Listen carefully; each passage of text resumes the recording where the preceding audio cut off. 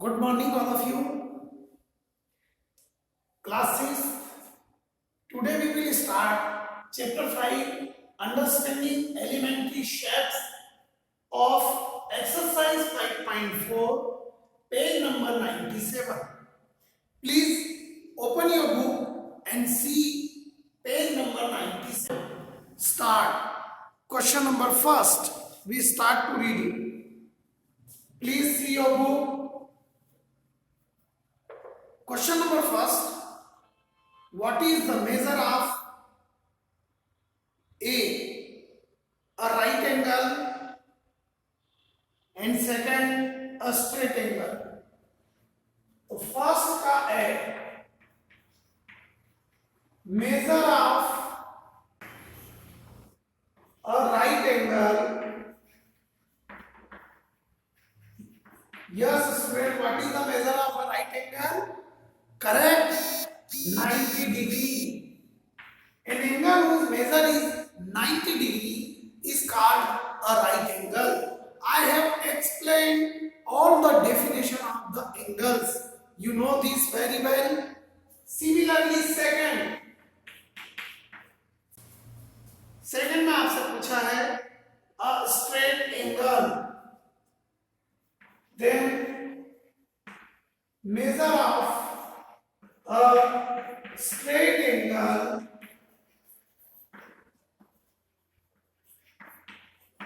is equal to 180 degree. ये book का जो कॉर्नर है बेटा, ये 90 डिग्री का एंगल बन रहा है. ये प्रैक्टिकल हम देख सकते हैं. स्ट्रेट एंगल सीधी लाइन का जो एंगल होता है वो स्ट्रेट एंगल कहलाता है. उस मेजर इज 180 डिग्री. और एक और आगे के लिए मैं आपको बता देता हूं. अगर एक ही स्ट्रेट लाइन पर एनी टू एंगल जब बन रहे होते हैं तब उन एंगल का सम अगर 180 डिग्री होता है तो उन्हें हम सप्लीमेंट्री एंगल कहते हैं और लीनियर पेयर भी कहते हैं. याद रखिएगा. And sum of two angle is 90 degree. They called complementary angle. ये आगे के लिए मैं आपको बता रहा हूं अभी. Now question number second. से ट्रू और फॉल्स. सेकंड का ए. अब से ट्रू और false. The measure of an acute angle less than 90 degree. True, क्योंकि एक्यूट एंगल का मेजर बिटवीन 0 to 90 डिग्री होता है. More than 0 degree but less than 90 degree.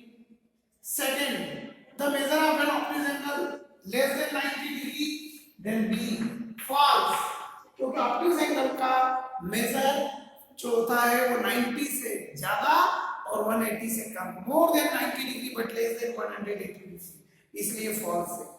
C, the measure of a reflex angle greater than 180 degree. True, reflex angle का जो major होता है वो 180 degree से बड़ा होता है. D, the measure of one complete revolution is equal to 360 degree. Yes, true.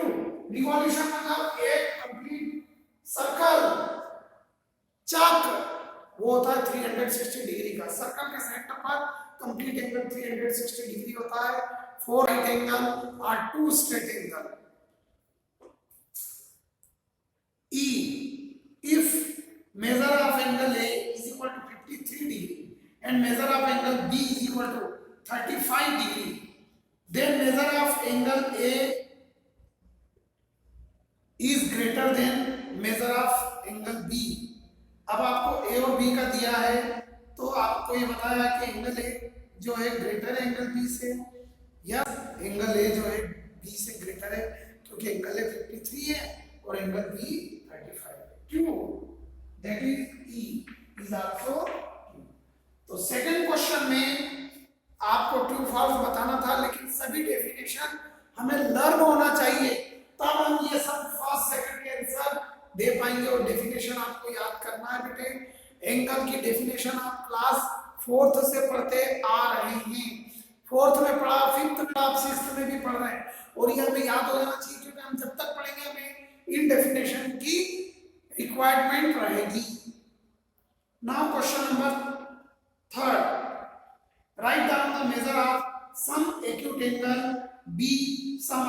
Angle और नीचे ब्रैकेट में लिखा है give at least 2 example of each, हर एक के 2 एग्जांपल देना है। तो देखिए थर्ड का एक्यूट एंगल, एक्यूट एंगल के एग्जांपल क्या हो सकते हैं बेटे? आपको मालूम है एक्यूट एंगल की definition, more than 0 degree but less than 90 degree. तो कुछ भी अपने मन से लिख सकते हैं। अगर आपने 21 डिग्री लिख दिया ये भी एक्यूट एंगल है, अगर आपने 49 डिग्री लिख दिया ये भी एक्यूट एंगल है। ये हमने एनी 2 एग्जांपल लिख दिए। आपको बोला था ना हमने 2 एग्जांपल, तो ये फर्स्ट एग्जांपल और सेकंड नंबर डालकर ये सेकंड एग्जांपल 49 डिग्री। इसी तरह ई में any 2 obtuse angle, obtuse angle में क्या होता है? More than 90 degree but less than 180 degree. तो सम ऑब्ट्यूज एंगल के एग्जांपल आप 91 डिग्री लिख सकते हैं, मोर देन 90 हो गया, और दूसरा 120 डिग्री लिख सकते हैं सेकंड, जो आपको मर्जी, बट 180 से लेस होना चाहिए। नाउ क्वेश्चन नंबर 4, आपको डायग्राम देख के आंसर देना है। ये मैं बुक में बता रहा हूँ, ये फेयर कॉपी में नहीं लिखना है आपको। फोर्थ क्वेश्चन फेयर कॉपी में नहीं लिखना, इसको और अच्छे से हम क्लास में समझेंगे। Measure the angle given below using the protractor and write down the measure. Protractor का उपयोग करके इन एंगल को मेजर करना है। Measure the angle given below using the protractor and write down the measure. और कितने डिग्री का एंगल है ये मेजर करके आपको लिखना है। प्रोटेक्टर इसके ऊपर रखना है, मेजर करना आपको आना चाहिए, क्योंकि एंगल मेजर करना और एंगल ड्रॉ करना आना चाहिए। मैं आपको क्लास में बताऊंगा आपको कैसे एंगल मेजर करना है। किसी भी शेप में किसी भी तरह से एंगल बनाओ, ऐसा नहीं हो कि स्ट्रेट लाइन बनी हो और उस पर एंगल दिया हो उसी को मेजर करें। आप कैसे भी शेप में एंगल बने हो तो आपको मेजर करना आना चाहिए। ये प्रैक्टिकल में इंडिविजुअल क्लास में आपको समझाऊंगा। Now question number 5। तो क्वेश्चन नंबर 4 फेयर कॉपी में नहीं करना है, बाकी सब करना है आपको। क्वेश्चन नंबर 5 है which angle has a large angle, large measure, first estimate and then measure. Measure of angle A, measure of angle B. ये दोनों एंगल को मेजर करना है और आपको बताना है कि कौन सा एंगल बड़ा है। पहले आपको प्रोटेक्टर यानी डी से मेजर करके ही बताना है, और यहाँ मेजरमेंट भी लिखना है। Measure of angle, measure of angle B, उसके बाद ही हम बता पाएंगे। ये भी आपको होमवर्क में है, ये भी फेयर कॉपी में नहीं करना है। फिफ्थ क्वेश्चन भी फेयर कॉपी में नहीं करना है, क्योंकि ये सब मैं क्लास में समझाऊंगा। Question number 6, from these 2 angle which है लार्ज मेजर। अब इन दोनों एंगल में से कौन किसका ज्यादा मेजरमेंट है, लार्ज कौन सा बड़ा एंगल है? Estimate and then confirm by measuring it. आपको मेजर करने के बाद ही जवाब देना है ना बेटा। ना ये भी नहीं करना है। क्वेश्चन नंबर 4, 5 और 6 फेयर कॉपी में नहीं करना है। Question number 7, fill in the blank with acute, obtuse and right और स्ट्रेट एंगल। ये क्वेश्चन आपको बुक में ही कर लेना है। क्वेश्चन नंबर 7 अब मैं आपको समझा रहा हूं। क्वेश्चन नंबर 7 का ए देखिएगा ध्यान से। An angle whose measure is less than that of a right angle is। ऐसा एंगल जो राइट एंगल से लेस होगा। राइट एंगल होता है अपना 90 डिग्री, और 90 डिग्री से लेस वाला एंगल कहलाता है एक्यूट एंगल। तो फर्स्ट में आपको लिखना है एक्यूट एंगल।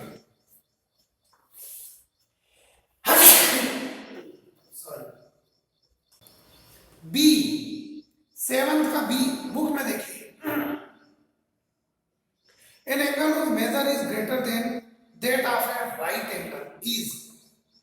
एक ऐसा एंगल जो राइट एंगल से ग्रेटर होता है तो वो होगा obtuse angle. Obtuse angle, but ये उसी कंडीशन में होगा जब वो 180 से लेस होगा। तो हम ब्रैकेट में लिख देंगे but less than 90 degree, but less than 90 degree, तभी ऑब्ट्यूज एंगल होगा 90 से, सॉरी 180 से, लेस देन 180 डिग्री। 90 से बड़ा हो सकता है बट लेस देन 180 डिग्री।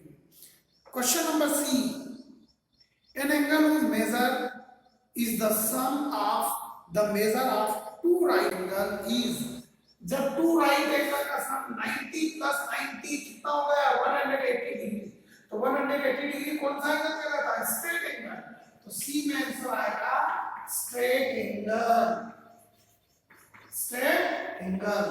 ये एक प्रकार से आपको डेफिनेशन से ही है, लेकिन उसने मेजरमेंट ना देखा, आपको राउंड अपने पूछ लिया, मतलब कि आपको पता होना चाहिए कि स्ट्रेट एंगल 180 डिग्री का होता है, राइट एंगल 90 डिग्री का होता है, फिर एक्यूट एंगल राइट एंगल से लेस होता है, ऑब्ट्यूज एंगल राइट एंगल से ग्रेटर होता है, बट लेस देन 180 डिग्री भी होता है। Now see, we have completed question number D. When the sum of the measure of two angle is that of a right angle, then each one of angle is।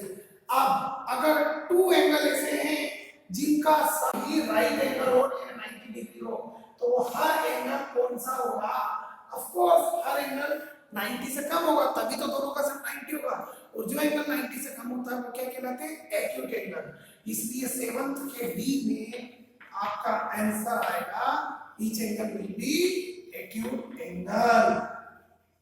वो दोनों angle acute रहेंगे, 90 से कम रहेंगे, तभी उनका सम क्या होगा, right angle होगा। Now question number E, when the sum of the measure of two angle is that of a straight angle, and if one of them is acute then other should be। अब दो ऐसे angle है जिनका सम straight angle है, उसमें से एक acute है मतलब लेस देन 90, तो other should be more than 90 मतलब ऑब्ट्यूज एंगल होगा। ई आएगा आपका obtuse angle. That is clear बेटा। And now question number 7 is over, जो फिल इन द ब्लैंक्स था, लेकिन आपको मस्ट ये सब चीज मालूम होना चाहिए। हमने अपने नॉलेज के आधार पर इनके आंसर दिए हैं और मैंने समझाया है, ये आपको बिल्कुल याद रहना है ना बेटा। और क्वेश्चन नंबर आपका 7th बुक में रहेगा, और जैसा कि मैंने बताया क्वेश्चन नंबर 4, 5 और 6 हमें नहीं लिखना है, फर्स्ट सेकंड थर्ड आपको फिर कॉपी में लिखना है। क्वेश्चन नंबर 8 भी आपको बुक में ही समझ लेना है, और 9th भी बुक में समझ लेना है। आप एक काम करिएगा, question number first, second, third and 7th, ये 7th fill in the blanks भी ये कॉपी में लिखने हैं। फर्स्ट, सेकंड,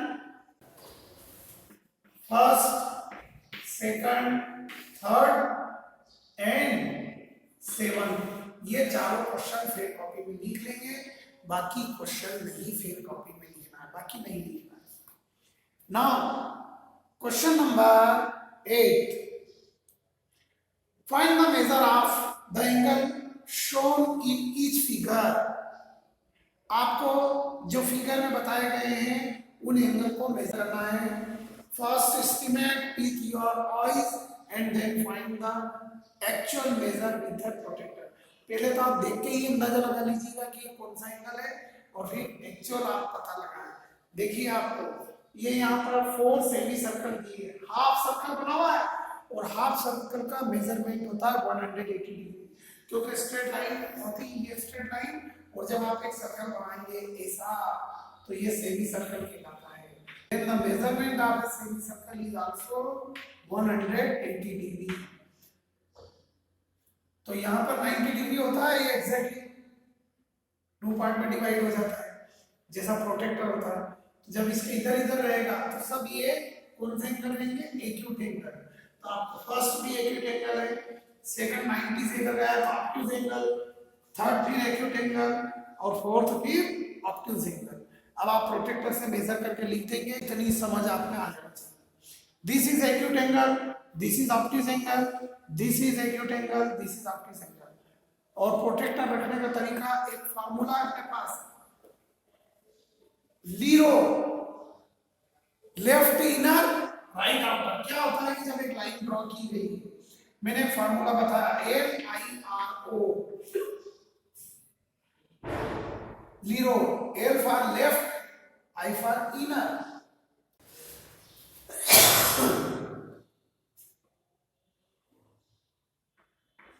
इस लाइन सेगमेंट में ये लेफ्ट साइड, ये right side, left inner right outer. अब इनर और आउटर क्या है?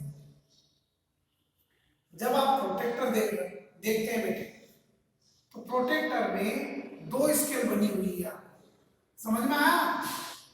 इधर भी 45 लिखा दिखेगा और इधर भी 45 लिखा हुआ दिखेगा।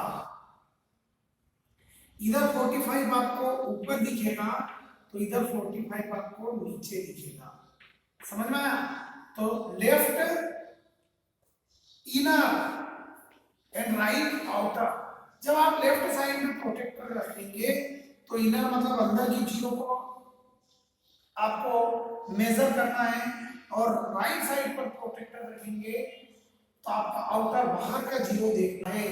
इससे ये प्रूव हो जाएगा कि कभी भी आपका एंगल गलत नहीं बनेगा, क्योंकि हम दोनों तरफ से एंगल बनाएंगे। अगर आप 45 डिग्री का एंगल लेफ्ट साइड बना रहे हैं तो 45 डिग्री ऐसा बनेगा। अगर 45 डिग्री का आप राइट साइड से बना रहे हैं, ये लेफ्ट और ये राइट, तो 45 डिग्री आपका ऐसा बनेगा। देखिए दोनों ही कंडीशन में एक्यूट एंगल बना है 45। बहुत सारे बच्चे क्या करते हैं कि इधर अगर आप प्रोटेक्टर रखेंगे तो भी वो जीरो अंदर कहीं देख लेते हैं और ऑब्ट्यूज एंगल बना देते हैं। ऐसा है, यही वाली लाइन बना देते हैं और जब इधर देखेंगे तो ऑब्ट्यूज, ये एक्यूट और एक ऑब्ट्यूज, और ये स्ट्रेट एंगल बन जाता है, जो हमने इसमें जवाब भी दिया था फिल इन द ब्लैंक्स में। अब क्वेश्चन नंबर 8 लास्ट, देखिए ये वॉच दी हुई है और वॉच एक सर्कल है और सर्कल को पूरे 12 पार्ट में डिवाइड किया गया है। और जैसा कि आप जानते हैं, मैंने आपको बताया था, एक सर्कल का कंप्लीट एंगल 360 डिग्री होता है। तो 360 डिग्री को हमने कितने पार्ट में डिवाइड किया? 12 part. 360 divide by 12 means 12 × 12, 12 3 × 36, 12 0 0। Each part measure is 30 degree angle. मतलब इसका ये हुआ कि जब ये घड़ी का जो हैंड होता है मिनट और आवर्स का, जैसे 12 और 1 के बीच में कितने डिग्री का एंगल बनाएंगे? 30 डिग्री का, क्योंकि वॉच को हमने 12 पार्ट में डिवाइड किया। ये 12, ये 6, ये 3, ये 9 और ये 1 2 3 4 5 6 7 8 9 10 11। तो यहाँ पर सेंटर पॉइंट 360 डिग्री। यहाँ पर अगर एक हैंड है आपका मान लीजिए मिनट का और दूसरा हैंड आवर्स का 1 पर है, तो ये 30 डिग्री का एंगल बना है, आया समझ? लेकिन अगर ये 3 पर है तो 30 60 और 30 90, ये 90 का। इसी तरह 12 से 9 पर हुआ तो भी ये 90 का। इस तरह इन दोनों हैंड्स में 30 डिग्री के एंगल से आपको 12 को 360 को 12 पार्ट में डिवाइड किया, each part is 30 degree angle. तो अब आपको यही मेजर करके बताना है। फर्स्ट में 9 AM में जो एक राइट एंगल बन रहा है 90 डिग्री, आपका 1 PM में जो आपका एंगल है वो 30 डिग्री, और 6 PM में स्ट्रेट एंगल बन रहा है 180 डिग्री। ये आपको बुक में लिखना है। This exercise is all. जो क्वेश्चन मैंने फेयर में लिखने के लिए बोला है वही लिख लें, और आपको समझ में आई है तो यस सर आई अंडरस्टूड और लाइक कर दे ताकि मुझे समझ में आए आपके सारे स्टूडेंट को ये समझ में आ गया है। थैंक यू वेरी मच बेटा।